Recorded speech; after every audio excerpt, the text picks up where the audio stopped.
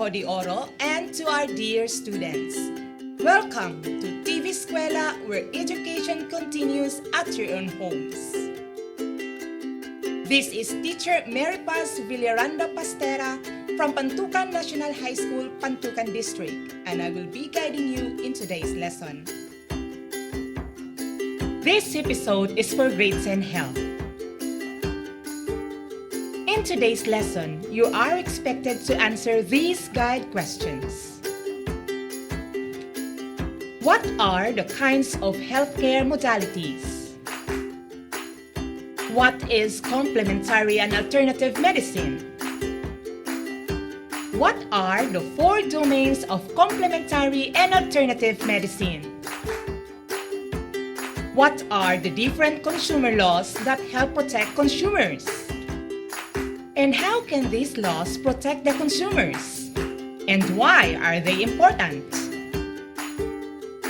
To help you connect with our lesson today, I want you to answer this activity first. Please get your modules ready together with your pen and activity notebook. Are you all set? I bet you are. Now open your module, find the words in the puzzle that has something to do with plants and treatments. Again, find the words in the puzzle that has something to do with plants and treatments. I will give you a few seconds to answer this activity.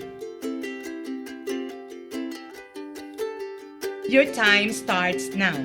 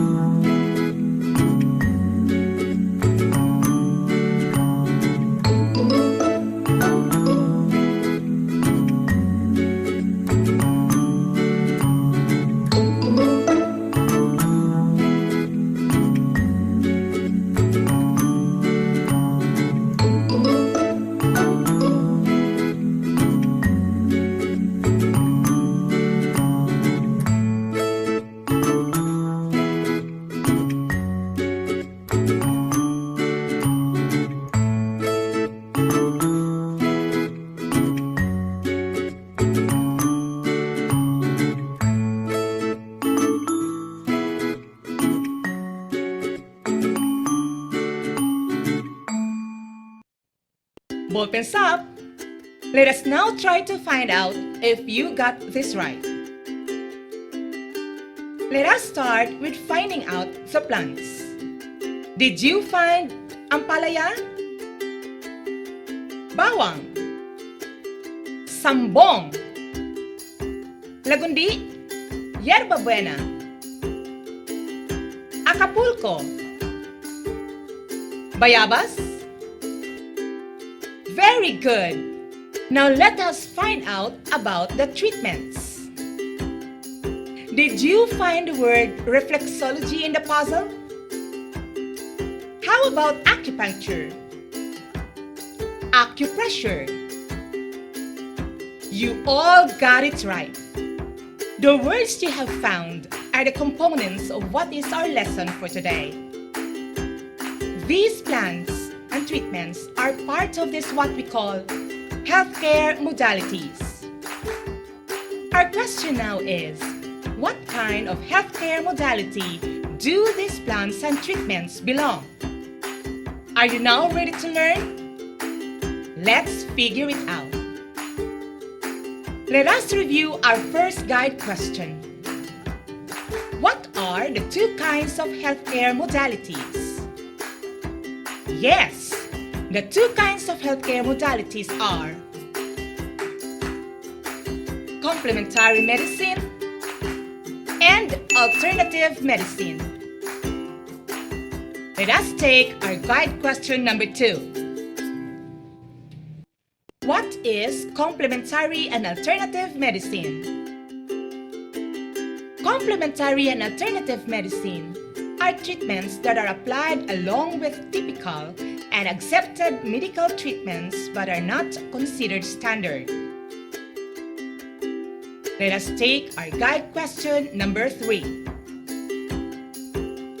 the 4 domains of complementary and alternative medicine.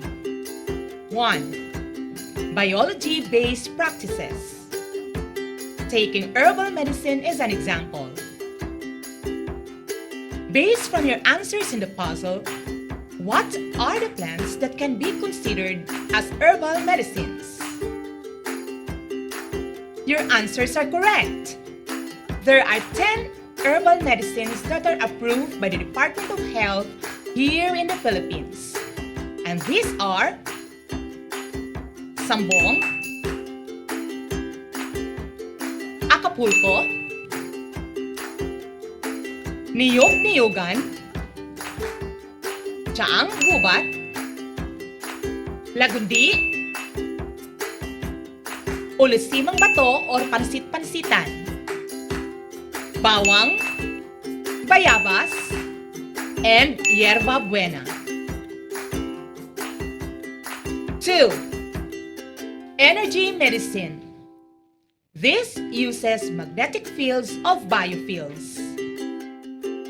3. Manipulative and body-based practices. These are body kinesthetics which are concerned with movement therapy. Example to these are acupuncture, reflexology, nutrition therapy, acupressure, and ventosa cupping massage. 4. Mind-body medicine. Uses mental exercises in belief that the brain is the central to the health. An example to that is yoga. With this kind of healthcare modalities, it is very much important for us consumers to consider our rights to be protected from the might-be harm these modalities can bring us. But how can we be protected against the frauds of complementary and alternative medicines? Are there any laws that can protect the consumers? Yes, there are. A consumer can be protected by these different laws. 1. Traditional and Alternative Medicines Act, or this what you call TAMA. This provides for the improvement of quality and delivery of healthcare services in the country through the development of traditional and alternative healthcare and its integration into the healthcare system. 2. Consumer Act of the Philippines, better known as Republic Act 7394. Protects the interest of consumers and promotes their general welfare. It also establishes standards of conduct for business and industry. 3.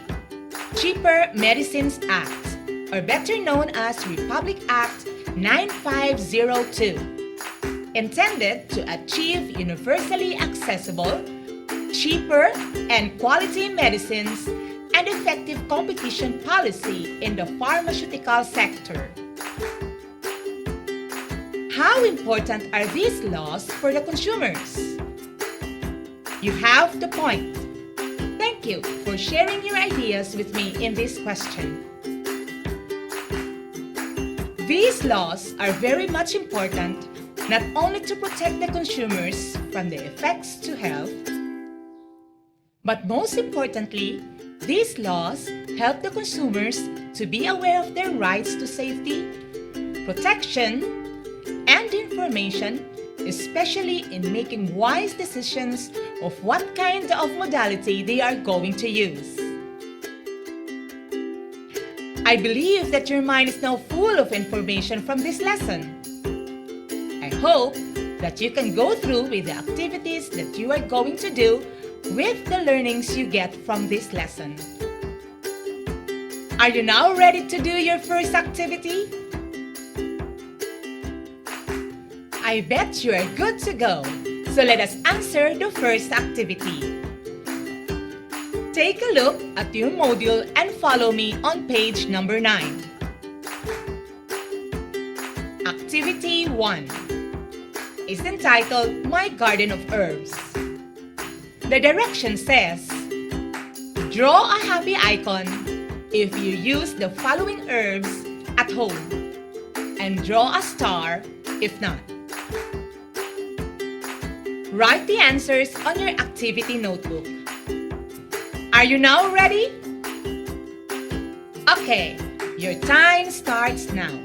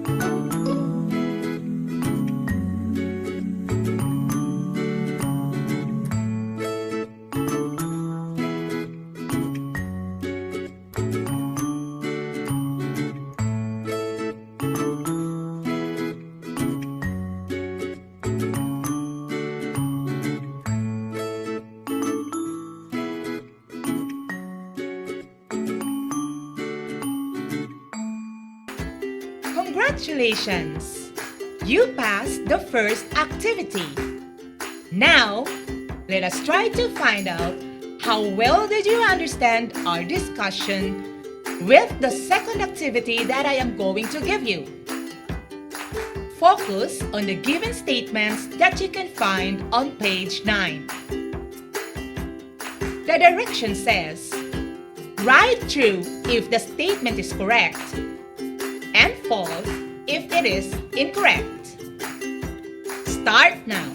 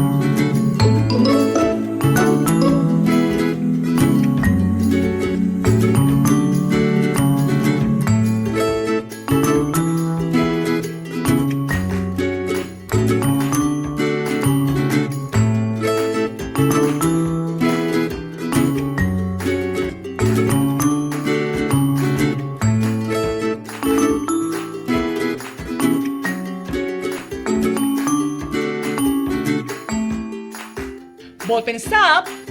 Time to check your answers. What is the answer for number 1?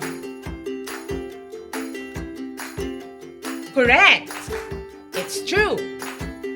How about number 2? Very good! It's true. What about number 3? Correct! It's true. Number 4. Very good. It's false. And lastly, for number 5, the answer is correct. It's true. You are great. You did understand the lesson very well. Now it's time to answer activity number 3. On your module on page 10 is a template about the laws and its importance as discussed earlier. On the second column of the template, write the importance of each law in the opposite column. I'll give you a few seconds to answer this activity. Start now.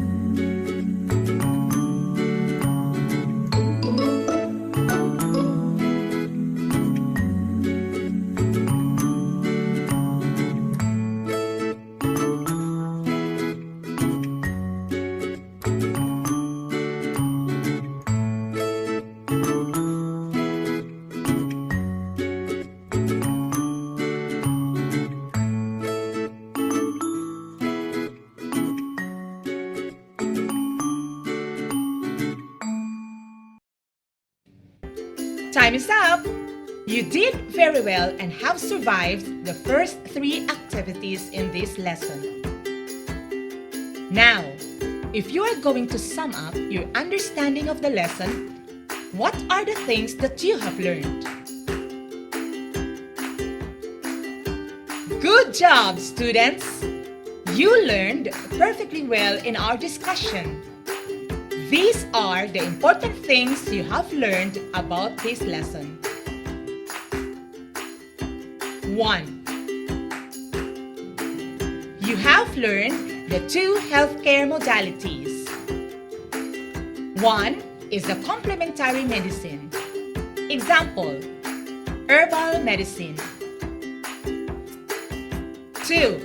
Alternative medicine. Examples are acupuncture, reflexology, nutrition therapy,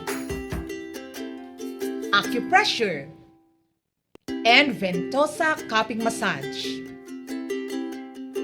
You also have learned the 4 domains of complementary and alternative medicine. And these include 1. Biology-based practices. 2. Energy medicine. 3. Manipulative and body-based practices. And 4. Mind-body medicine. And lastly, you also have learned the different consumer laws. And this includes 1. Traditional and Alternative Medicines Act, known as TAMA. 2. Consumer Act of the Philippines, also known as Republic Act 7394. And 3. Cheaper Medicines Act, also known as Republic Act 9502. Aside in your own backyard, do you have any chance to visit a place in your locality where herbs are planted? Now is the time for you to visit your barangay herbery. This is an activity for you to do so you can have a chance not only to visit your barangay herbery, but for you to learn and understand that there are traditional medicines that can help treat ordinary health problems aside from those manufactured. Here's the activity that you have to do. Visit your barangay herbery. Write down all the medicinal plants that you can find there and give their medicinal value. Use your activity notebook. With all that you have learned from our lesson, are you now ready to take and answer the assessment? I believe you do. Now get ready with your activity notebook and let's do this final activity. Refer to page 11. Read and understand the sentences correctly and carefully. Are you now ready? Yes, you are.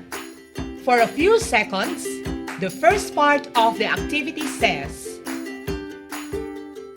unscramble the letters in column A to form the correct name of the herb. The medicinal value of each herb in column B will serve as your clue in unscrambling the words. Start now.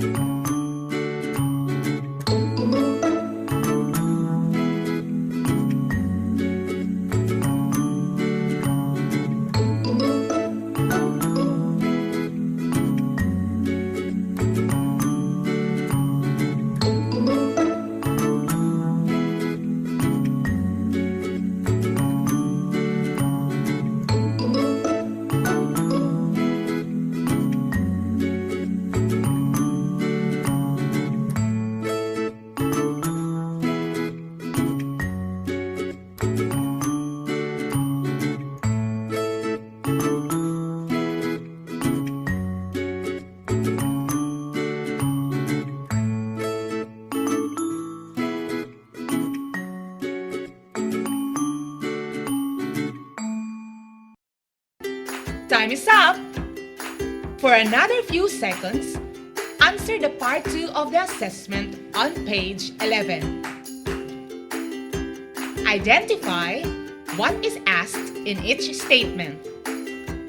Choose your answers inside the box given. Start now.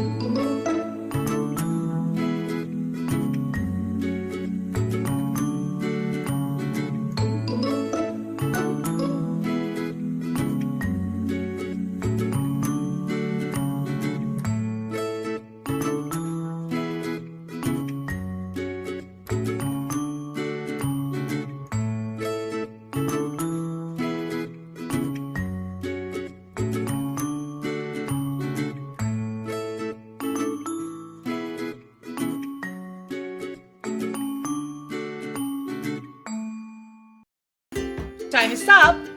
For the last few seconds, answer the part 3 of the assessment.